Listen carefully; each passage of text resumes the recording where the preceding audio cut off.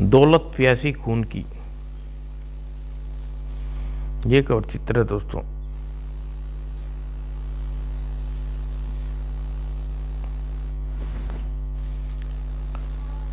Jail से रिहा होकर शेखू अपने घर पहुंचा। ओह, किसी डॉक्टर को अपना उपचार कराया या नहीं? कहाँ से कराती, घर में एक फूटी कोड़ी भी नहीं है। खैराती अस्पताल से दवा ला रही हूँ मगर उसका कोई लाभ नहीं। शेखू ने उसे एक डॉक्टर के पास दिखाने ले गया तो डॉक्टर आपकी पत्नी को ब्लड कैंसर बताया, जिसे इलाज के लिए 10,000 का प्रबंध करना जरूरी था। 10,000 रुपये का प्रबंध मैं कैसे करूँगा? शेखू बैंक से निकलने वाले एक मुनीम से उसका रुपये वाला ब्रीफकेस छीन लिया। अरे छोड़ो। और शेखू को जेल भेज दिया गया। उसकी नटराज से दोस्ती हो गई। बस तुम कल रात को सोना मत, ठीक है? मैं तुम्हारी प्रतीक्षा करूंगा। अगले दिन रात को। और हरवंश, पक्के तौर पर कह सकते हूँ कि शेखू जेल से फरार होने में मदद करने वाला दोनों अपराधी सेठी और रुक्का है। यह दोनों बड़े खतरनाक है सर। अपराध में मिलकर करते हैं। नटराज की योजना के अनुसार शेखू सेठी चिक्की भटनागर सक्सेना क्लब में अपहरण के ले गई और उन्हें सेठी और शेखू चिक्की भटनागर को बेहोश किया और एक बंद पड़े बंगले में ले गई। हेलो, मैं नटराज बोल रहा हूँ। बॉस, काम हो गया, सब ठीक है। पार्सल भी बुक हो गया है मगर रुक्का मारा गया।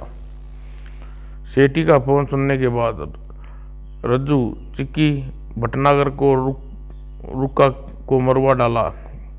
हो सकता है सेठी अपने दोस्त की मौत का और जज्बात में बह कर कोई गलत कदम उठा ले और शेखू भी अपने बीमार पत्नी की चिंता में भटक सकता है। इसलिए उसके पास जाओ और तीनों पर निगरान रखा।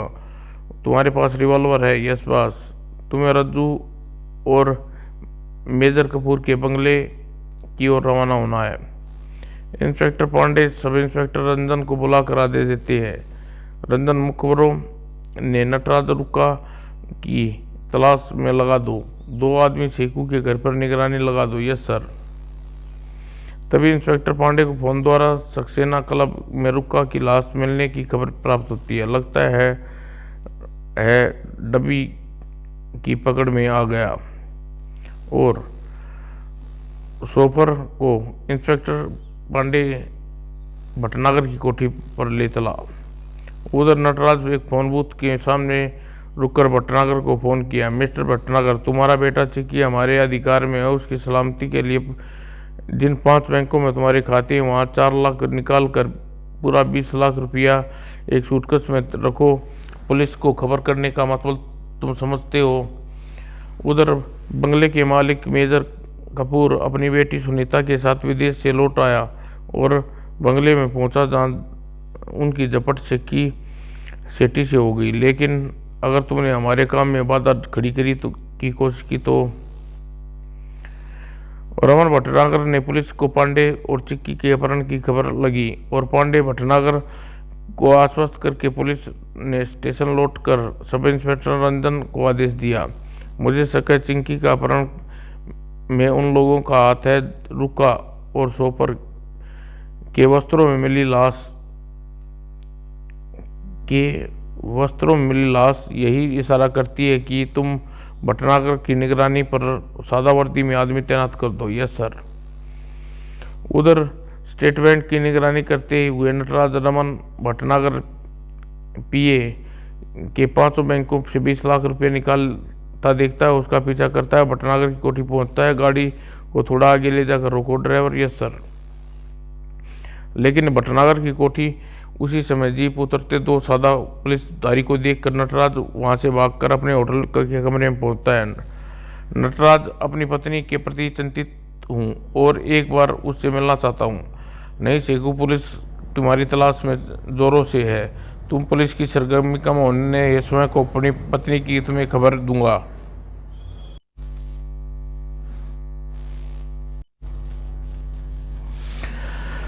फिर मेजर कपूर रमन भटनागर से मिलकर लौटने लगा। रास्ते में इंस्पेक्टर पांडे ने उसे रोका, मेजर कपूर से पूछताछ की तो तथा मेजर कपूर की बेटी की सुरक्षा का आश्वासन दिया।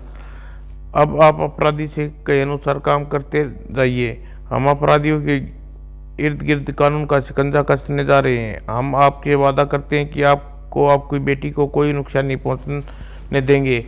अपराधियों को तक पहुंच जाएंगे। Thank you inspector. इसके बाद इंस्पेक्टर पांडे हिप्पी का वेश बदलकर होटल शालीमार के कमरा नंबर 56 में जाकर ठहर गए और नटराज के कमरे में एक ऑटोमेटिक मूवी कैमरा तथा इंस्टाफोन लगा दिया। कैमरे और इंस्टाफोन अपना काम करते रहेंगे, मुझे अपना अगला कदम उठाना चाहिए। फिर इंस्पेक्टर पांडे एयरपोर्ट पर छोड़ मिस्टर कपूर बंगले का पता लगाया। दोनों को कैंट रोड पर बने मेजर कपूर के बंगले पर जाओ और एक आगे दूसरा पीछे बंगले में मौजूद लोगों पर निगाह में आए बिना निगरानी करते रहो। कमरे में हथियार, गाड़ी और ट्रांसमीटर ले जाना मत भूलना। Yes sir. नटराज के आदेश पर शेट्टी टेप रिकॉर्ड और चिन्नी भटनागर के बयान की टेप करके भटनागर के एक फोन बूथ पर सुनाने के बाद दारू के अड्डे की ओर जाने का उसका इरादा करके उधर से बढ़ा और बंगले से आधी रात को शेखू सज्जू सोया तो अपनी पत्नी सरला का हाल मालूम करने का इरादा बनाया और यहाँ तक की कहानी आपने कानून के शिकंजा में पड़ी। अब आगे पड़े। रज्जो के पास पहुंचते ही रज्जो एक बार में बेहोश होकर कुर्सी पर लुढ़क गया और बंगले का द्वार खोल कर बोला, अब मुझे अपनी पत्नी के पास जाने से दुनिया की कोई ताकत नहीं रोक सकती। और शेखू बंगले से निकलकर तेज कदमों से शहर की ओर जाने वाले रास्ते पर चलने लगा। आधी रात इस रोड पर टैक्सी भी नहीं मिलती। शेखू अपने मकान के सामने पहुंचा। अपने द्वार पर ताला लटका देखा। सरला कहाँ गई, इसका पता नटराज ही दे सकता है। किसी बूथ से फ़ोन करके मालूम करता हूँ। और शेखू वहाँ से फ़ोन करने पड़ गया, मगर यह तो शेखू ही है। इतनी रात गई यहाँ, अवश्य ही अपनी पत्नी का पता लेने आया होगा, लेकिन यह कहाँ जा रहा है? मुझे इसका पीछा करना चाहिए। शायद इसके वापस लौट कर अपने अड्डे पर जा रहा हो। और तब इंस्पेक्टर शेखू के पीछे पैदल ही बढ़ गया और तभी शेखू टैक्सी में सवार हो गया। वह टैक्सी में बैठ रहा। अच्छा हुआ, रात के पीछा करता बहुत मुश्किल काम होता। और इंस्पेक्टर राजन अपनी गाड़ी स्टार्ट करी और उसके पीछे लगा दी, मगर गाड़ी की हेडलाइट बंद रखी। इस तरह पीछा करने में उसे संदेह नहीं हो सकता। शेरू एक बूथ पर के पास टैक्सी रोकी और बूथ में घुस गया, मगर राजन अपनी गाड़ी को आगे ले जाकर सड़क के किनारे लगा दी। मैं यहाँ से शेखू पर निगाह में आए बिना उसकी निगरानी कर सकता हूँ। बूथ में, hello Nataraj, this side. Nataraj, मैं शेखू बोल रहा हूँ। मेरी पत्नी सरला की क्या खबर है? तुम कहाँ से फ़ोन कर रहे हो शेखू? मैं मेजर कपूर के बंगले से ही फ़ोन किया है। ओह शेखू, तुम्हारी पत्नी को हॉस्पिटल वार्ड नंबर 12 में एडमिट करा दिया है। कल उसका ऑपरेशन होगा। Thank you Nataraj. शेखू संबंध विशेष कर फोन बूथ से बाहर निकल आया और टैक्सी में बैठ गया। सर्ज राइट हॉस्पिटल, चलो ड्राइवर। अच्छा साहब। टैक्सी आगे बढ़ गई और इंस्पेक्टर राजन उसका पीछा करने लगा। सेंट जॉर्ज हॉस्पिटल में पहुंचने पर कहिए आपको किससे मिलना है? वार्ड नंबर 12 में मेरी पत्नी एडमिट है, मैं उसी से मिलने आया हूँ। हॉस्पिटल रजिस्ट्रेंट ने शेखू के ऊपर से नीचे से घूरा। मिस्टर, इस हॉस्पिटल में वार्ड नंबर 51 शुरू होते हैं। वैसे आपकी पत्नी का क्या नाम है? सरला। इस नाम की कोई पेशेंट इस हॉस्पिटल में दाखिल नहीं है, अब आप जा सकते हैं। ओह, शेखू अपना सिर थाम लिया। क्या नटराज मेरे साथ धोखा किया है? मेरी पत्नी कहाँ है? उसका पता केवल नटराज को ही हो सकता है। शेखू हॉस्पिटल से बाहर टैक्सी में बैठता है। ड्राइवर शालीमार होटल चलो। नहीं साहब, पहले यहाँ तक का किराया अदा करो। शेखू अपनी जेब में हाथ डालता और बाहर निकालता है। तुम्हें किराया चाहिए ना? धाई। हवलदार, खबरदार, अपनी जगह से हिले तो गोली मार दूंगा। वो पुलिस अफसर नटराज ने पुलिस को खबर कर दी होगी और शेरू ने राजन को फायर कर झोंक डाला, लेकिन सब इंस्पेक्टर राजन तुरंत ही सड़क पर लेटकर समय को बचा लिया। बाल बाल बचा। शेखू फुर्ती से टैक्सी स्टार्ट की और लेकिन राजन ने उसे फुर्ती से कौशल दिखाया और ढाई और राजन विपरीत दिशा में लुढ़कियां खाता चला गया। उधर टैक्सी का बैलेंस बिगड़ा और वह लड़खड़ाती हुई खंभे से जा टकराई और शेखू अंतिम सांस लेने से पूर्व उसकी आंखें के सामने अपनी पत्नी सरला का चेहरा घूम गया। ओ सरला, मुझे माफ कर देना, तुम्हारे लिए कुछ नहीं कर सका। और राजन उसके पास पहुंचा, वो ये मर गया। उधर इंस्पेक्टर पांडे डेटा फोन पर शेखू और नटराज से वार्तालाप सुनना चौंका। ओह, तो अपहरणकर्ताओं का मुखिया नटराज, इस काल की कहानी का अंत करना हो पड़ेगा। और इंस्पेक्टर पांडे फोन पर और बढ़ गया। बंगले में बेहोश पड़े रज्जू को होश आया उसी पल। ओह, मैं कहाँ हूँ? मेरी कनपट्टी में दर्द हो रहा है। ओह, याद आया, मेरी कनपट्टी पर किसी ने वार किया था। मैं बेहोश हो गया था। तभी उसकी निगाह अगले द्वार पर उठी। ओह, द्वार पर साकल खुली पड़ी है। इसका मतलब यहाँ से भाग निकला और वह दोनों कैदी तो नहीं भागे, मगर शेखू कहाँ गया? रज्जो ने साकल लगाई और शेखू को आवाज लगाने लगा, शेखू, शेखू कहाँ मर गया तुम? मगर कोई जवाब न मिला। कहीं चिन्नी भटनागर और वह लड़की शेखू को बेहोश करके यहाँ से निकल तो नहीं भागे? अवश्य ही, बाद में उन्हें मुझे बेहोश कर दिया। शेखू कहाँ गया? रज्जू दूसरे कमरे में पहुंचा। उसकी निगाह स्टोर रूम में बंद दरवाजे पर ठहरी। शायद शेखू को बेहोश करके वह स्टोर रूम में बंद कर गई हूँ। रज्जू स्टोर रूम में साकल लगा कर खड़ा हो गया। भीतर से कोई आठ नियारी, जरूर बेहोश शेखू होगा। रज्जू स्टोर की साकल खोलकर भीतर दाखिल हुआ। अरे, यहाँ तो कोई नहीं है। तभी द्वार के पीछे से धड़ाक, ओह, बेहोश होकर नीचे गिरा। चिंकी ने डंडा फेंक कर रज्जू की रिवॉल्वर निकालते हुए, आओ सुनीता चलें। चिंकी, पहले द्वार पर अवश्य शेखू हो, इसलिए पीछे द्वार से निकलने। ओके। दोनों पीछे की ओर द्वार की ओर बढ़े। तभी बंगले की पिछली ओर निगरानी कर रहे अमित सेठी को वापस आते देखा। वो सेठी वापस आ गया, लेकिन इस पर हाथ डालना भीतर चिंकी और मेजर की बेटी खतरा हो सकता है। और पिछले द्वार पर चिंकी और सुनीता निकले। और फिर तुम? हाँ बेटे, अपने हाथ ऊपर उठाओ। मगर सेठी ने हाथ उठाने से का उपक्रम करते हुए अचानक टेप रिकॉर्ड चिंकी के हाथ पर दे मारा। पेड़ों के पीछे छिपे अमित ने यह दृश्य देखा। ओह, यह तो चिन्नी भटनागर और उस मेजर की बेटी लगती है। उसने रिवॉल्वर निकालकर सेठी पर फायर झोंका, मगर अंधेरा होने के कारण निशाना चूक गया। फायर की आवाज़ सुनकर चिंकी और सुनीता इशारा करते हुए भागो सुनीता, मगर खबरदार, भागी तो गोली मार दूंगा। ओ छोड़ो। चिंकी भागते हुए मुड़कर चिंकी सुनीता को देखा तो वापस लौटना चाहा। सुनीता, चिंकी भागो, वह मत माना, मेरी कसम। चुप हरामजादी। चिंकी भारी मन से भाग निकला। अमित ने पुन सेठी पर फायर किया, मगर वह निशाना भी बेकार गया। लेकिन सुनीता को ढाल बनाकर बंगले की पिछली दीवार की ओर बढ़ने लगा। चिंकी भटनागर तो गया, तो क्या हुआ? अब यह लड़की पुलिस का 20 लाख रुपया अदा कराएगी। सुनीता को लेकर बंगले में घुसा। चिंकी भागता हुआ पेड़ से टकरा गया। चिंकी उसे भागना चाहा, मगर रुक जाओ चिंकी, भटनागर अब तुम सुरक्षित आते हुए कौन हो? तुम फायरों की आवाज़ सुनकर अशोक भी वहां पहुंचा। क्या हुआ अमित, यह आवाज़ें कैसी थी? अरे तुम चिंकी भटनागर। अमित, यह अपराधियों का कैद से निकल आया, मगर लड़की फंसी है। अशोक चौंका।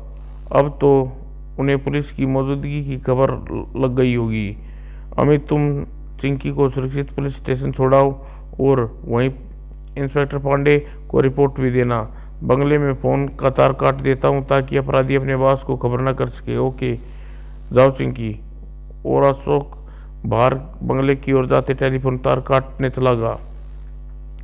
उधर अमित चिंकी को भटनागर के साथ गाड़ी में लेकर पुलिस स्टेशन चल दिया।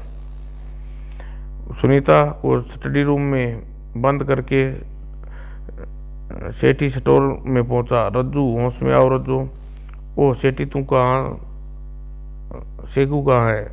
यही तो मैं तुमसे पूछने वाला था। रामदादा कहाँ है? चिंकी और वह लड़की यहाँ कैद से भागे और तुम?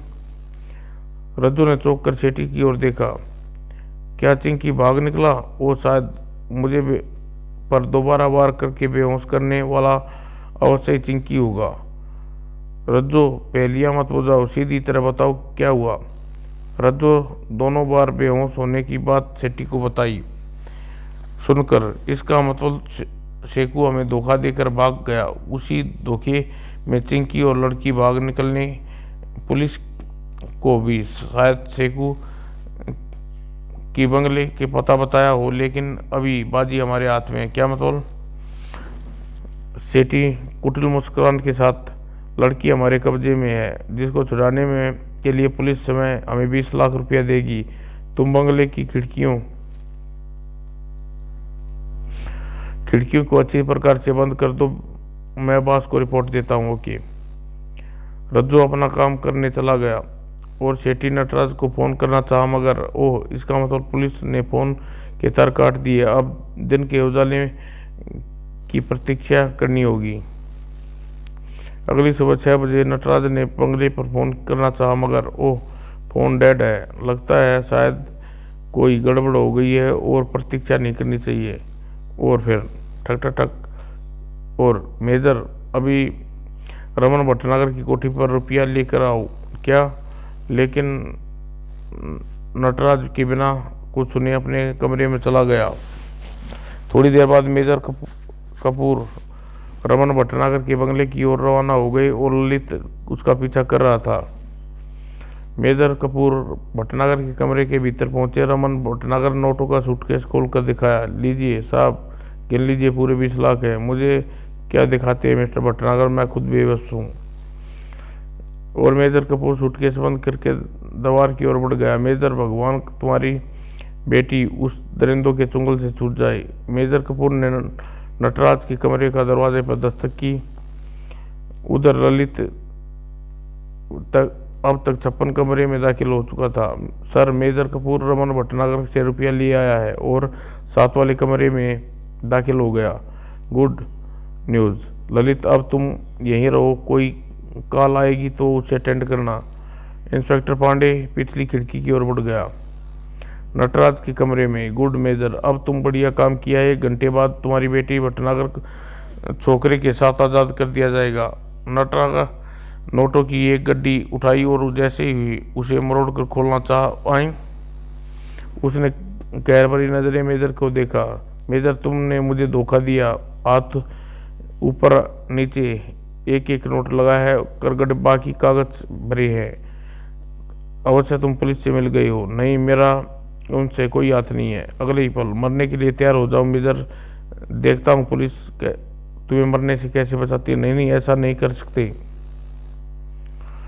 लेकिन तभी इससे पहले नटराज फायर करता। ओह, अपने हाथ ऊपर उठा लो नटराज, तुम्हारा खेल खत्म हो गया। अपने आप को कानून के हवाले समझो। इंस्पेक्टर आप? हाँ मेजर। इंस्पेक्टर पांडे के वेश में नटराज और गैंग को गिरफ्तार करने का प्रमाण जुटाने के लिए यहाँ रूप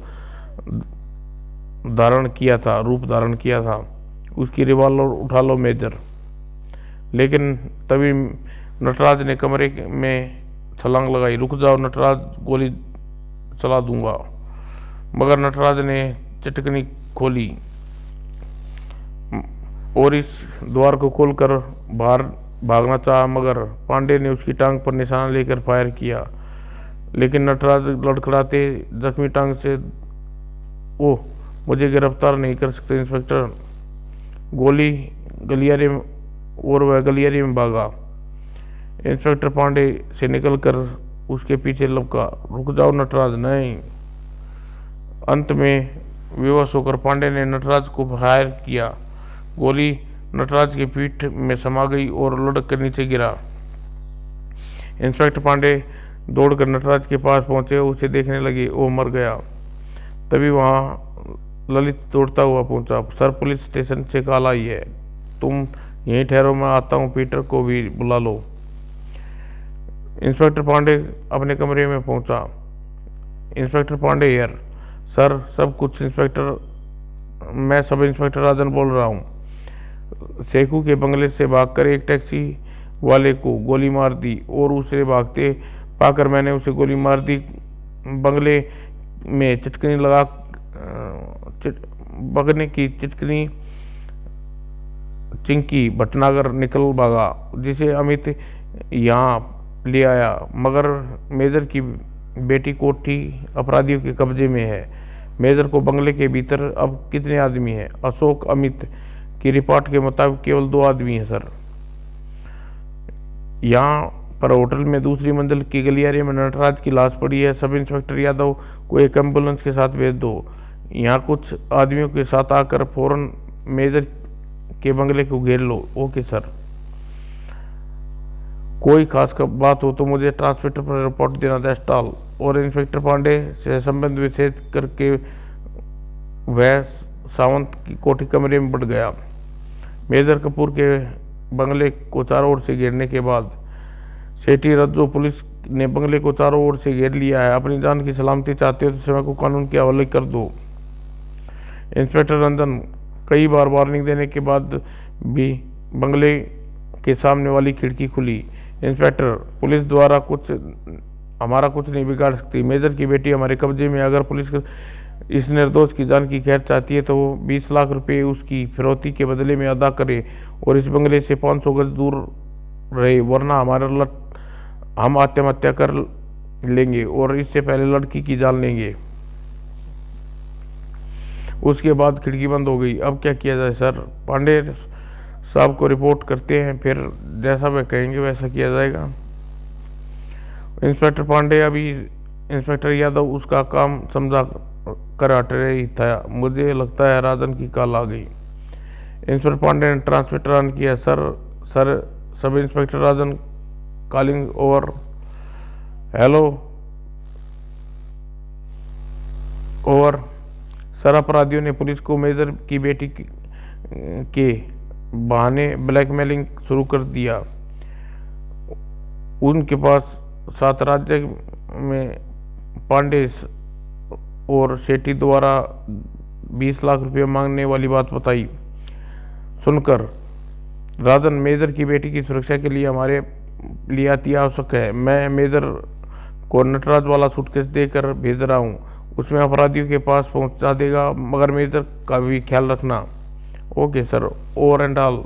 और उसके बाद पांडे ने आप करके जेब में के हवाले किया ट्रांसमीटर और फिर रूम नंबर 57 में दाखिल हुई। मेजर, आप रुपयों वाला सूटकेस लेकर बंगले पर पहुंचो और अपनी बेटी को मुक्ति की घड़ी आ गई है। ओके। और मेजर कपूर उसके बंगले से 500 गज के पीछे पुलिस ने रोक लिया। बस मेजर, यह सूटकेस समेत सौंप दो, आगे की कार्रवाई पुलिस करने दीजिए। और फिर यह सूटकेस जहाँ भी जाएगा यह ट्रांसमीटर उसमें मौजूद रहेगा। उसके बाद सेठी पुलिस लड़की को छोड़ने के लिए 20 लाख रुपये अदा करने के लिए तैयार है। बोलो, रुपया कैसे अदा किया जाएगा? अगले ही क्षण खिड़की खुली। इंस्पेक्टर रुपये वाला सूटकेस बंगले के गैरेज के बाहर एक आदमी छोड़ जाए और रुपया प्राप्त होते ही लड़की को छोड़ देंगे। दूसरी ओर सेठी ने खिड़की बंद कर ली और फिर अशोक हाथ में रुपये वाला सूटकेस लिए दाखिल हुआ और सूटकेस को गैरेज के द्वार के पास छोड़कर लौट गया। थोड़ी देर पश्चात बंगले का पिछवाड़े का दरवाजा खुला। सुनीता रिवॉल्वर पर कवर किए करके ढाल बनाकर सेठी बाहर निकला और नजर आया। खबरदार किसी ने गोली चलाई तो लड़की को भून डाल कर रख दूंगा। और गैरेज में पहुंचकर सेठी ने सूटकेस उठाया और मुड़ा। तुम्हें रुपये मिल गए, या मुझे छोड़ दो। नहीं, पहले बंगले में पहुंचकर रुपये चेक करूंगा। अमित बंगले के पीछे पेड़ पर बैठा और अमित रज्जू को देख रहा था। मेजर की बेटी का ख्याल न होता तो इसे ठिकाने लगा चुका होता। तभी अचानक रज्जू की निगाह पेट की ओर उठी और अमित पर फायर झोंक मारा और अमित की छाती में लगा और पके आम की तरह नीचे गिर पड़ा। रज्जू तुरंत सेठी की ओर घुमा और छज्जे से चिल्लाया, रज्जू, गैरेज की चिंकी भटनागर वाली गाड़ी निकाल कर पार्टिक में ले आओ। Okay, good idea. और फिर सेठी सुनीता को गैरेज में बुलाया। चलो छोकरी, गैरेज में का दरवाजा खोलो। और गैरेज में पहुंचकर गाड़ी का द्वार खोल कर सुनीता को भीतर धकेला। चलो सीट पर बैठ जाओ। दूसरा द्वार खोलने की कोशिश की तो हाथ पांव को चलनी कर दूंगा। नहीं।